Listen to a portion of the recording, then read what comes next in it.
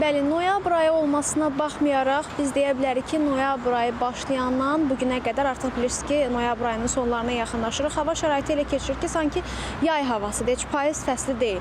İrəliyən günlərdə hava şəraiti necə olacaq, bizi nə vaxt soyuq hava qarşılayacaq, bu haqda bizə ətraflı məlumatları çatdıracaq Milli Hidrometeorologiya Mərkəzinin mütəxəssisi Fidan Hacıyeva. Buyurun. Salam. Yaxın 2 gün ərzində Bakıda və Abşeron yarımadasında hava şəraitinin dəyişkən buludlu olacağı, arabir tutulacağı, əsasən yağmursuz keçəcəyi gözlənilir. Gecə və səhər bəzi yerlərdə zəif duman olacaq, şimal-qərb küləyi əsəcək. Havanın temperaturu gündüz 15-18 dərəcə isti, axşam isə 13 dərəcə isti olacağı gözlənilir. Bölgələrimizdə də həmçinin Qarabağ və Şərqi Zəngəzur zonasında hava şəraitinin əsasən yağmursuz keçəcəyi gözlənilir. Bəzi yerlərdə arabir duman olacaq, lakin 27-si bəzi şərq rayonlarında çiskinli yağış yağacağı ehtimal olunur.